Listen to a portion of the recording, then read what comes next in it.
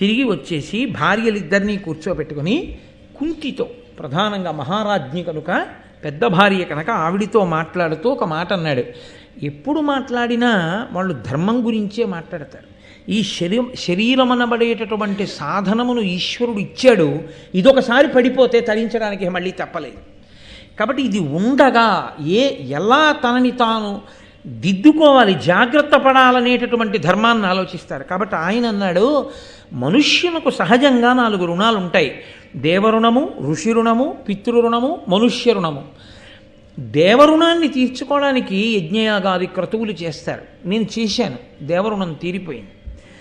ఋషి రుణం నైష్ఠిక బ్రహ్మచర్యము చేత, శాస్త్రములను అధ్యయనం చేయడం చేత, వేదాధ్యయనము చేత తీరిపోతుంది. నేను చదువుకున్నాను, వేదాంగములు చదివాను, నాకు ఋషి రుణం తీరిపోయింది.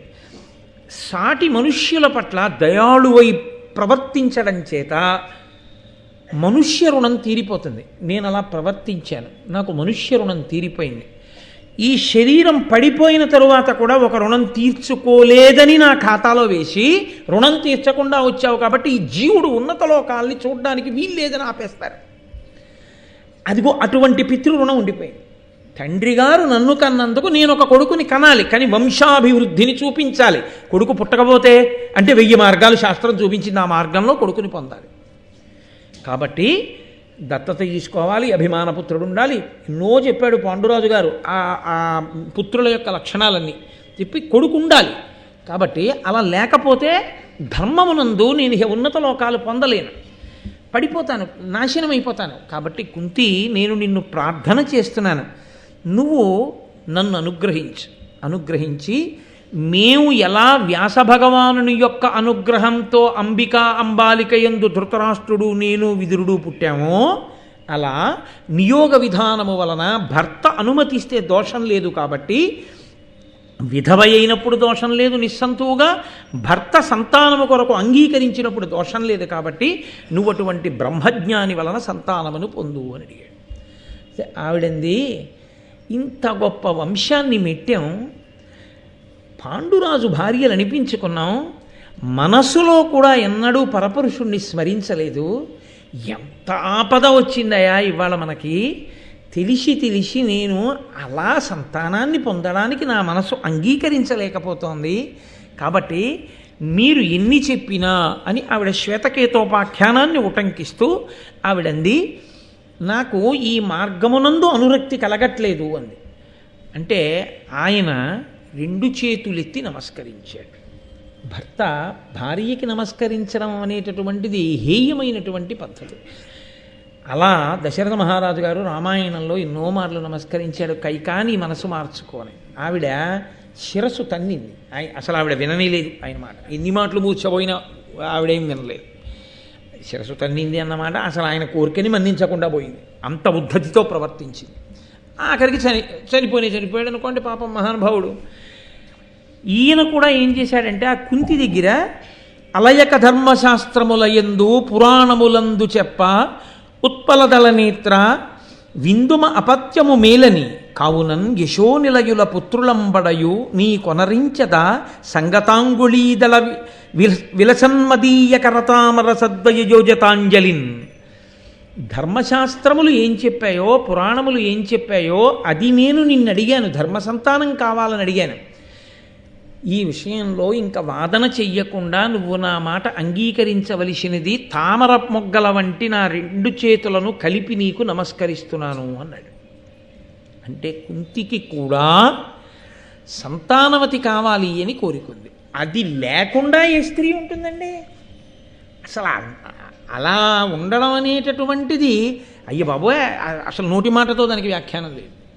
అలా ఉంటుందన్న ఊహే లేదు అసలు శాస్త్రంలో. కాబట్టి ఆమెకి మాత్రం పరిస్థితి కలిసి రాలేదు తప్ప ఆమెకి తల్లి కావాలని ఎందుకు ఉండదు?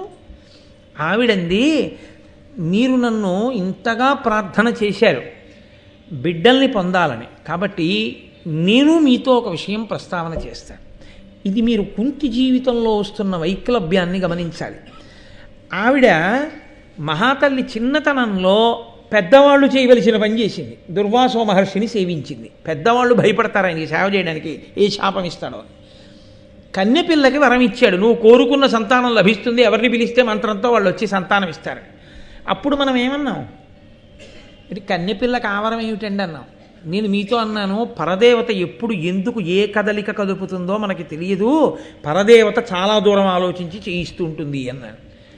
పరదేవత ఆనాడు కుంతికి వరాన్ని కటాక్షించింది కాబట్టి తేజోవంతులైన కుమారులు పాండురాజుకి ఇప్పుడు జన్మించారు. అది లేకుంటే కర్ణుడు పుట్టడం ఒకటే కాదు, పాండురాజు సంతానం లేనివాడైపోయాడు. ఆవిడంది, నాకు దుర్వాసో మహర్షి ఇచ్చినటువంటి వరం ఉంది కాబట్టి ఆ వరం కారణం చేత నేను ఎవరిని స్మరిస్తే వారు వచ్చి వరదానం చేస్తారు నాకు బిడ్డల్ని. కాబట్టి నేను దేవతల్ని ప్రార్థన చేస్తాను, ఆ దేవతలు వచ్చి నాకు వరదానంగా ఇస్తారు పిల్లల్ని. కాబట్టి నీ అనుమతితో దేవతల వలన వరప్రసాదముగా పొందుతాను సంతానాన్ని. అప్పుడు నువ్వు తండ్రి అయ్యావుగా, ఇంకెందుకు బాధ? కాబట్టి నువ్వు చెప్పినటువంటి రీతి అక్కర్లేదు, నాకున్నటువంటి మంత్రశక్తి చేత దేవతల్ని పిలుస్తాను, నువ్వు అంగీకరించాలి. భర్త అంగీకారం దానికి ఉండాలి. నేను అలా నా మంత్రశక్తితో దేవతలను పిలిచి దేవతల యొక్క అనుగ్రహంతో సంతానాన్ని పొందనా, నాకు అలా కర్ణుడు పుట్టాడని మాత్రం ఆవిడ చెప్పలేదు. అంటే కన్యాగర్భము ఎంత ప్రమాదకరమో అన్నీ చెప్పగలదు, కానీ ఏది చెప్పలేదో చెప్పి భారతం తల కొట్టుకుని ఆ తప్పు జరగకూడదని వేనోళ్ళ చెప్పి ఆ కర్ణుడు దుర్యోధనుడి పక్కన చేరడం వల్ల లక్షల మంది తెగటారిపోయారు కురుక్షేత్రంలో. ఒక్క కన్యాపుత్రుడు ఇంత ప్రమాదాన్ని తెచ్చాడని చెప్పిన జాతికి వారసులు పనికి మాలిన వ్యాలంటైన్స్ డే ఇక్కడ చేయడం ఎంత ఘోరాపరాధమో ఆలోచింపబడాలి. దానికి ప్రచారాలు చేయడం, దాన్ని పేపర్లలో వేయడం, దానికి పెద్ద విశేషాలు చూపించడం, ఆ రోజున అటువంటి సినిమాలు చూపించడం. ఆయన రచన చేసేటప్పుడు రావణాసురుడు గొప్ప తపస్వి, ఆయన తేజస్సుకి హనుమ కొట్టబడినట్టుంటే వాల్మీకి అదే రాశారంతే. ఆయన తేజస్సు చేత కొట్టబడినాడా అన్నట్టుగా ఉన్నారు హనుమ అని రాశారు. అదే రావణాసురుడు తప్పుడు పని చేస్తే తప్పుడు పని చేశాడు అని రాశారు. అందుకే ఒక పుస్తకాన్ని చదివేటప్పుడు కూడా పక్షపాతరహితంగా పుస్తకాన్ని చదవాలి తప్ప ముందే ఒక అభిప్రాయం ఏర్పరచుకునే పుస్తకాలు ఎప్పుడూ చదవకూడదు. రెండు, ఒక పుస్తకాన్ని చదివి విమర్శ చేసేటప్పుడు వ్యక్తిగతమైనటువంటి రాగద్వేషాలతో చేయకూడదు. ప్రతిపాదింపబడినటువంటి విషయము యొక్క ప్రామాణ్యమును దృష్టిలో పెట్టుకుని మాత్రమే మాట్లాడవలసి ఉంటుంది. మూడు, పెద్దలు ఋషులు చేసినటువంటి వాంగ్మయానికి వ్యాఖ్యానం చేసేటప్పుడు ఋషి హృదయం ఎలా ఉందో అలా చెప్తే చాలు. అక్కర్లేనివన్నీ కొత్తగా నీ కళ్ళ జోడుతో నువ్వు చూసి కొత్త కొత్త విషయాలు తీసుకొచ్చి చెప్పక్కర్లేదు. కాబట్టి ఇప్పుడు మహానుభావుడు ఆయన అన్నాడు, ఆయనకి ధర్మం మీద ఉన్న అనురక్తి అటువంటిది, ధర్మమే నాకు కొడుకుగా వస్తే నా బిడ్డలు రక్షింపబడతారు.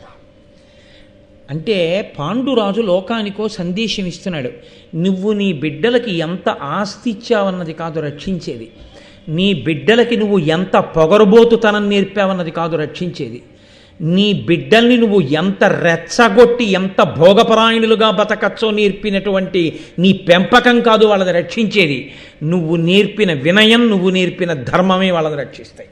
లేకపోతే నువ్వు వెళ్ళిపోతావు, నువ్వు నేర్పిన పొగరబోతుతనంతో విడిచిపెట్టిన ధర్మం వాళ్ళని కాల్చేస్తుంది, అప్పుడు నువ్వు ఉండవు. కానీ నీ కింద వాళ్ళు పాడైన దానికి నిన్ను ఈడ్చి తీసుకొచ్చి నరకంలో పారేస్తారు. నీకున్న పుణ్యం ఏమైనా ఉంటే కూడా లెక్క పెట్టకుండా ఆ స్థితి తెచ్చుకోకు. పిల్లలకి ధర్మం నేర్పుకో, నేర్పింది మనకి. ఇది ధృతరాష్ట్రుడు చెయ్యలేకపోయాడు, ఇది చచ్చిపోతానని తెలిసి పాండురాజు చేశాడు. నా బిడ్డలు బాగుండడానికి ముందు పరాక్రమం కాదు, ధర్మం కావాలి. ధర్మం పెద్ద కొడుకుగా పుడితే తర్వాతవన్నీ కూడా ధర్మాన్ని అనుసరిస్తే రక్షింపబడతాయి. ఇన్నున్న నేను ధర్మాన్ని ఒక్కసారి విడిచిపెడితే కట్టి కుడిపింది. ఎన్నున్నా పైన ధర్మం ఉంది, ఆ ధర్మాన్ని మిగిలిన వాళ్ళందరూ వింటూ ఉంటే వాళ్ళలో వచ్చేటటువంటి ఉద్ధాన పతనములను, వైక్లభ్యములను, వాళ్ళ ఆలోచనలో వచ్చేటటువంటి తేడాపాడాలని ఈ పైనున్న ధర్మం రక్షించి వాళ్ళు వ్యగ్రత పొందకుండా ఎప్పటికప్పుడు నొక్కి పట్టుకుంటుంది. అప్పుడు ధర్మము వైపుకి అన్నీ ప్రవహిస్తాయి, వాళ్ళని ఎదురొడ్డేవాడు ఉండడం. కాబట్టి ముందు ధర్మాన్ని పెట్టాలనుకున్నాడు. ఎంత గొప్ప సందేశం అండి! నీ బిడ్డలకి ధర్మం ఒక్కటి నువ్వు నేర్పితే చాలు, వాళ్ళు రక్షింపబడి తీరుతారు. కాబట్టే ఆయన అన్నాడు, లలితాంగి ఎల్ల లోకములు ధర్మమునంద నిలుచు, పులుపుగా ధర్మం తలుపమా ఆతడ మరి వేల్పుల లోపల పెద్ద ధర్మమున సత్యమునన్. మన వంశం నిలబడడం కాదు లలితాంగి, ఈ 3 లోకములు దేనిలో నిలబడ్డాయో తెలుసా? ధర్మమునందు నిలబడి ఉన్నాయి. ఆ ధర్మాన్ని ఆ ధర్మము రాశీభూతమైనటువంటి స్వరూపాన్ని పొంది ఒక మనుష్య రూపాన్ని పొంది యోగ రూపంతో ధర్ముడు అన్న పేరుతో నీ దగ్గరికి వస్తుంది. అప్పుడు వరం అడుగు, నాకు నీ అంశతో కొడుకు కావాలి అని అడుగు. ధర్ముడు అటువంటి ధర్మమే, రాశీభూతమైన ధర్మము మన కడుపున పుట్టేటట్టు చేస్తాడు. వాడు పెద్దవాడిగా ఉంటాడు. ఏమిటో తెలుసా అండి పాండురాజు భయం? గభాలన నేను మరణిస్తే నా కొడుకులకి రక్షణ ఏది? జ్ఞాతివైరమే. తర్వాత నా బిడ్డలకి రక్షణ అన్నది ఒకవేళ నేను పోయినా, ఇన్ని ఉండి ధర్మం వదిలి నన్ను నేను రక్షించుకోలేకపోయాను కదా. ఒకవేళ నేను ఉన్నా రక్షించేది ఆ ధర్మమే, నేను పోయినా వాళ్ళని రక్షించేది ఆ ధర్మమే. తండ్రి లేని నాడు తండ్రి స్థానం పెద్ద కొడుకుది. ముందు లోకాల్ని జయించగలిగిన వాడు పుట్టి చివర ధర్మం పుడితే, చివర చెప్పినటువంటి ధర్మం ఆ చిన్నవాడు చెప్పిన మాట పెద్దవాడు వినాలని లేదు. వాడి పౌరుషంతో వాడు ప్రవర్తిస్తాడు. ధర్మం తెలిసి చిన్నవాడు ఏం చేయలేడు. విభీషణుడు ధర్మాత్ముడై మాట వినని రావణుడు పెద్దవాడై పాడైనట్టు అవుతుంది. కాబట్టి ముందు ధర్మాత్ముడు వస్తే తండ్రి స్థానంలో నిలబడిన వాడు తప్పు అలా చెయ్యొద్దు, ఇది ధర్మం, మనం ఇలా చేద్దాం అని చెప్తూ ఉంటే మిగిలిన వాళ్ళ పౌరుష పరాక్రమాలన్నీ ధార్మికమైతే అప్పుడు వీళ్ళకి కావలసినవన్నీ వీళ్ళకి దొరుకుతాయి. కాబట్టి ముందు ధర్మం కావాలి.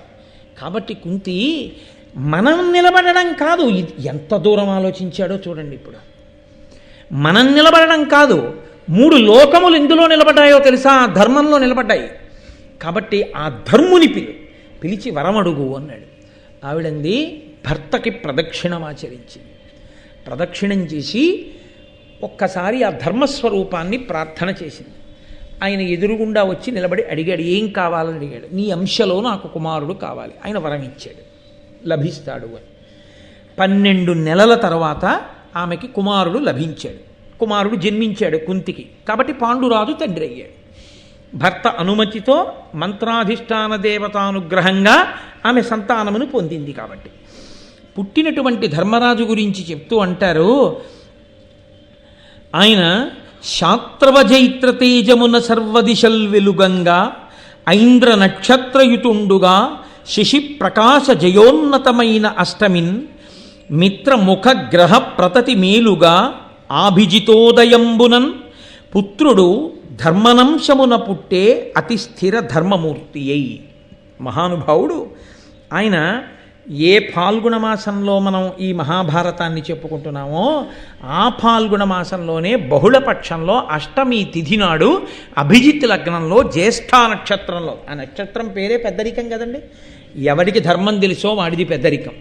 కాబట్టి జ్యేష్ఠ నక్షత్రంలో అభిజిత్ లగ్నంలో సూర్యుడితో సహా గ్రహాలన్నీ శుభప్రదమైనటువంటి స్థితిలో ఉండగా ఈ ఫాల్గుణ మాసంలో బహుళపక్షంలో అష్టమి తిథి నాడు ధర్మదేవత యొక్క అంశమునందు సాక్షాత్ ధర్మరాజు ప్రభవించినాడు. ఆ ధర్మమే లోకంలో ధర్మరాజుగా పుట్టాడు. కాబట్టి మహానుభావుడు ఈ లోకం మీద తిరగడం మొదలవుతోందనిట. లోకమంతా సంతోషపడిపోయిందిట. ధరణీసురులాదిగా ఉర్వరలోకల సర్వభూత వర్గం బెల్లన్ పరమోత్సవముందే గుణశరణ్యుడగు ధర్మ జన్మదినమునన్. మనకి కావ్యముల యందు పురాణముల యందు ఇది కనపడుతుంటుంది. ఎప్పుడూ కూడా ప్రకృతి ఎలా ఉన్నది అన్నదాన్ని చెప్తూ ఉంటారు. ఒక కొడుకు పుట్టాడు, ప్రకృతి ఎలా ఉంది, మహాపురుషుడు పుడితే ఎలా ఉంటుంది, దుర్మార్గుడు పుడితే ఎలా ఉంటుంది. రామాయణంలో ప్రత్యేకించి యుద్ధకాండలో శకునములు అలా తెలుస్తూనే ఉంటాయి. అగ్నిహోత్రం కుడి చేతికి ప్రదక్షిణంగా వెలిగితే ఎలా ఉంటుంది, ఎడం పక్కకి తిరిగితే ఎలా ఉంటుంది, పొగొస్తే ఎలా ఉంటుంది, ఆకాశం అకస్మాత్తుగా చీకట్లు కమ్మితే ఎలా ఉంటుంది, ఉల్కాపతనం అయితే ఎలా ఉంటుంది, మనకి వాతావరణాన్ని చెప్తూ ఉంటారు. ధర్మరాజు గారు పుట్టినప్పుడు ఎక్కడ చూసినా ధరణీసురులాదిగా ఉర్వరలోకల సర్వభూత వర్గం బెల్లన్ పరమోత్సవముందెను. ఎందుకో తెలియదు, ఎవరికీ కారణం తెలియదు. ఒక్కొక్కసారి చూడండి, ఏమిటండో ఇవాళ చాలా హుషారుగా ఉన్నారు మీరు అంటే, ఏమిటోనండి పొద్దున్నుంచి మనసు అలాగే ఉంది. తనకి తెలియక్కర్లేదు. ఎక్కడో ఏ సాయంకాలమో ఫోన్ వస్తుంది, తన వంశంలో ఒక మహాత్ముడైనటువంటి వంశోద్ధారకుడు ఏ అన్నగారి కడుపునో తమ్ముడి కడుపునో ఎక్కడో పుడతాడు. వాడు మహానుభావుడు అనమాట. వాడు గొప్ప కీర్తి తేగలిగినటువంటి వాడు పుట్టాడు. ఇతనికి ఇంకా తెలియదు, ఫోన్ రాలేదు. కానీ ఎందుకో చాలా సంతోషంగా ఉంటుంది. ఒక్కొక్కసారి చూడండి మీరు, ఏమిటో దిగులుగా ఉందండి, ఏమిటో పీడగా ఉందండి, మనసు ఈ మధ్య శంకగా ఉంటుంది, ఏమిటో ఉత్సాహం ఉండట్లేదంటాడు. ఆత్మీయులైన వారెవరో శరీరాన్ని విడిచిపెట్టేస్తారు. అది తెలిసిపోతుంది. ధర్మరాజు గారు పుట్టినప్పుట ధర్మాన్ని చెప్పే బ్రాహ్మణులు కాదు, వినేటటువంటి వాళ్ళు కాదు, కేవలం మనుష్యులు కాదు, ఈ ప్రపంచంలో ఉన్నటువంటి సర్వభూతములు కూడా, అన్ని ప్రాణులు తెలియని ఉత్సాహాన్ని పొందేట. ఎందుకంటే ఆ ధర్మమే లోకాన్ని రక్షిస్తుంది. ఆ ధర్మ దేవత ఒక మహాపురుషుడి రూపంలో ఈ భూమండలం మీద తిరగడం మొదలుపెట్టింది.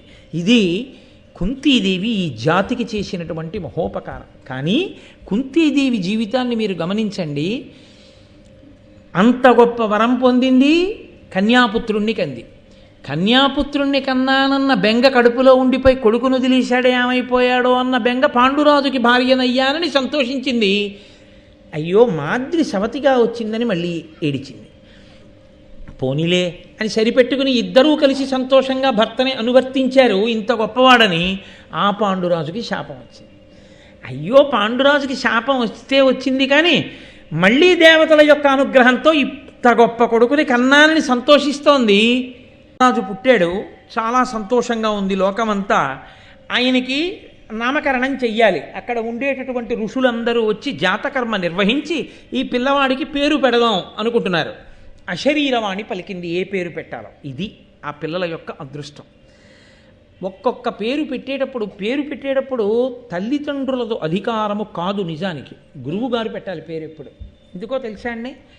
దశరథ మహారాజు గారికి 60,000 సంవత్సరాలు పిల్లలు లేకపోతే పుట్టారు 9 కొడుకులు. ఆయన పెట్టుకోలేడా? పేర్ల పుస్తకాలు లేవా వాళ్ళ ఇంట్లో? ఆయన పెట్టలేదు. ఎందుకు పెట్టలేదో తెలుసా అండి? తన పేరు చిరస్మరణీయం అవ్వాలంటే, ఆ పేరు లోకాల్ని ఉద్ధరించేదై ఉండాలంటే గురువుగారు పెట్టాలి. వశిష్ఠుడు పెట్టాడు రామా అని. రామనామము ఆనాటి నుంచి ఈనాటి వరకు యుగాలు మారిపోయినా తరింపచేస్తూనే ఉంది. అది గురువు యొక్క శక్తి. నామకరణం చేస్తే గురువు చెయ్యాలి. అందుకే తప్ప మనకేమొచ్చు అస్సు బుస్సు తప్ప ఏవో పేర్లు ఎట్టుకోవడం. కాబట్టి ఇప్పుడు అశరీరమానంది కురుకుల విభుడగు ధర్మ స్థిరమతియగు ఈతడు అనుచు ధృతి చేసి యుధిష్ఠరుడను నామము తానుచ్చరించే ఆకాశవాణి జనవినుతముగన్. ఇతను ధర్మమునందు స్థిరబుద్ధి కలిగి ఉంటాడు. అంటే ధర్మమునందు స్థిరబుద్ధి అన్న మాటకు అర్థం ఏమిటో తెలుసా అండి? ధర్మాన్ని పట్టుకోవడం వల్ల ఆపద వచ్చింది అనుకోండి, వదిలేస్తే సుఖం వచ్చేస్తుంది. రాముడు ధర్మాన్ని ఒక్కసారి వదిలేశాడు అనుకోండి, సుగ్రీవుడితో చెలిమి మానేసి వాలితో స్నేహం చేస్తే సీతమ్మని 5 నిమిషాల్లో పిలిపించేస్తాడు. వాలంటే అంత భయం రావణాసురుడికి. అదే అడిగాడు కూడా వాలి, ఏమయ్యా నాతో స్నేహం చేసుకుంటే పోయేదానికి సుగ్రీవుడితో స్నేహం చేసావు? సుగ్రీవుడి మాట రావణాసురుడు ఏం మెండ, నేను సీతమ్మని వెంటనే పిలిపిద్దును కదా, నాతో స్నేహం మానేసి సుగ్రీవుడితో స్నేహం ఎందుకు చేసావు అని అడిగాడు. నీవు అధర్మమునందున్నావు, నీతో స్నేహం నాకు అక్కర్లేదు. సుగ్రీవుడు ధర్మమునందున్నాడు, ఆయనతో స్నేహం కావాలి. నేను ధర్మము పట్టుకుని ఉండగా ఫలితాన్ని పొందడం ఆలస్యం అవ్వచ్చు, కానీ అది శాశ్వతం. అధర్మమును పట్టుకోవడం వల్ల వచ్చేటటువంటి ఫలితం ఇప్పటికి బాగున్నట్టు అనిపించవచ్చు, కానీ కాల్చేస్తుంది. అగ్నిహోత్రాన్ని తెచ్చి ఇంట్లో పెట్టుకుని వెచ్చగా ఉందనుకుని పరుపు మీద పడుకున్నవాడు అర్ధరాత్రి వేళ నిద్దట్లో కాలిపోయినట్టు. నువ్వు తెచ్చి ఇంట్లో పెట్టినటువంటి నీ అధర్మంతో కూడిన ఐశ్వర్యం ఉందే, అది తర్వాతి తరాల్లో పుట్టేటటువంటి వాళ్ళు సికింద్రాబాద్లో కనపడకూడని చోట గుర్రాలు పరిగెడుతుంటే లేచి నిలబడి ఉత్సాహంతో కేకలేసేటట్టు, ఎప్పుడూ 2 చేతులతో ఇలా అనేటటువంటి వాళ్ళై, లేదా అధర్మంతో కూడుకున్నటువంటి పనులు చేసేవాళ్ళై, ఐశ్వర్యమునంతటినీ కరిగించి నాశనం చేసి నువ్వు చేసుకున్న పుణ్యం ఏమైనా మిగిలి పైలోకాల్లో ఉంటే ఈడ్చి కిందకి లాగేయడానికి పనికొస్తుంది. లేదా ఇంకంతకన్నా నేను అనను, ఎందుకనాలి? కాబట్టి అది ధార్మికం అనుకోండి. అది మామిడి చెట్టు. ఇదే ఏడుస్తాడు రామాయణంలో. నిద్రగన్నేరు చెట్టు చాలా పెద్దది, ఈ మామిడి చెట్టు ఏమిటో ఇంత చిన్నది, ఇంత చిన్న మామిడి చెట్టుకి ఇన్ని కాయలు కాస్తే అంత పెద్ద నిద్రగన్నేరు చెట్టు అయితే ఇంకెంత పనికి వస్తుందో అని మామిడి తోట కొట్టి నిద్రగన్నేరు చెట్టు ఇచ్చిన వాడికి కలప కూడా ఎలా పనికిరాదో అలా ధర్మము నీకు అనుష్ఠించడం కష్టమైనా, ధర్మం వల్ల నీకు ఈ క్షణంలో కోట్లు కనపడకపోయినా, ధర్మము వలన నువ్వు పొందినది ఏదో అది వటవృక్షమై రసాలమై మామిడి చెట్టై నిన్ను నీ భవిష్యత్ తరాల్ని కూడా సుసంపన్నం చేస్తుంది. ఏది అధర్మమో అది కట్టి కుడిపేస్తుంది. కాబట్టి ఇతను ధర్మమునందు స్థిరబుద్ధి కలిగి ఉంటాడు. ఇవాళ ధర్మాన్ని పట్టుకుంటే కలిసి వచ్చేటట్టు లేదు, ధర్మాన్ని వదిలేస్తే మనకి కలిసి వచ్చేటట్టుంది, అందుకని ఇది వదిలేసి అది పట్టుకుందాం ఇవాళకి అని రాజీ పడ్డాడు. ఎప్పుడూ ధర్మమే అని పట్టుకుంటాడు. అలా పట్టుకోవడానికి లోపలి ధైర్యం కావాలి. ఎందుకనంటే చుట్టూ ఉన్న వాళ్ళు అంటారు, ఏంటా అస్తమానం ధర్మం ధర్మం ధర్మం అంటావు నువ్వు, ధర్మం ఒక్కసారి పక్కన పెట్టు చూస్తాం వాళ్ళ సంగతి అంటారు. అలా అల్లా భీముడు వాళ్ళందరూ ఏమిటి ధర్మం ధర్మం ధర్మం అంటావు. అన్నిటికన్నా దారుణం సైంధవుడి విషయంలో కదండి. అన్నగారయ్యుండి అన్నగారి వరస అయ్యుండి ద్రౌపదీదేవిని ఎత్తుకుపోయాడు కామంతో అనుభవిస్తానని. భీమసేనుడు పొదలో దూరి ఈడ్చుకొచ్చాడు, రథచక్రాన్ని కట్టి చంపేస్తాను వీడిని అన్నాడు. ధర్మరాజు అన్నాడు, తప్పు చెల్లెలి మొగుడు చంపకూడదు, మనం ఆడబడుచు పసుపు కుంకాలు చూడాలన్నాడు. నిజంగా పాండురాజు ముందు ధర్మం పుట్టకుండా చేశాడు అనుకోండి, భీముడు వెంటనే చంపేశాడు సైంధవుణ్ణి. తన తోడ పుట్టిన దాన్ని, దుర్యోధనాదుల చెల్లెలైనా తన చెల్లెలే కదండి, తన చెల్లెల పసుపు కుంకాలు తుడిచేసిన పాపం కట్టి కుడిపోయిందండి పాండవుల్ని. కట్టి కుడపకుండా వీళ్ళ ఆవేశకావేశాల్ని ఆపింది ఏదైనా ఉంటే ముందు పుట్టిన ధర్మమే. అందుకే ముందు ధర్మం కొడుకుగా రావాలన్నాడు ఆయన. కాబట్టి ధర్మముకే పెద్దపీట ఎప్పుడు లోకంలో. కాబట్టి ఇతను ధైర్యంతో పట్టుకుంటాడు. ఏమిటో ఇంతమంది ఇలా అంటున్నారు, నేనే ఈ ధర్మాన్ని పట్టుకుంటున్నాను, రేపు పొద్దున్నే దీనివల్ల కలిసి రాకపోతే నాన్నయ్య నీ వల్లే పాడైపోయాం అందరు కదా వీళ్ళందరూ. ఆయనకు అపనమ్మకం లేదు. ఈ ధర్మాన్ని పట్టుకున్నాను, ఇది ఫలితం ఇస్తుంది. వాళ్ళకి తెలియదు, బుక్కుని తొందరపడదాం అంటున్నారు, అది మనకు ఫలితం ఇవ్వదు. కష్టంలా అనిపిస్తుంది కానీ ఇదే శాశ్వత ఫలితం ఇస్తుంది. ఇది ధైర్యం. అంతేగాని ధైర్యం అంటే శత్రువుని చంపే ధైర్యం కాదు, అది ఎప్పుడూ ఉంటుంది శత్రువుడికి. ధర్మమునందు నిలదొక్కుకోవడానికి ధైర్యం. ఇది అపారముగా ఉన్నవాడు కనుక ఆయన పేరు చెప్తే వర్షం, ఆయన పేరు చెప్తే దేవతలు సంతోషిస్తారు, ధర్మరాజు గారి పేరు చెప్తే. కాబట్టి అటువంటి వాడు కనుక ఇతనికి యుధిష్ఠరుడు అని నామకరణం చేస్తున్నాం అన్నారు. ఆ మునులు సంతోషించి, అబ్బా ఇంతటి మహానుభావుడు అవుతాడనమాట, ఆ శరీరవాణి పలికిందని ఆ పిల్లవాడికి యుధిష్ఠరా అని నామకరణం చేశారు.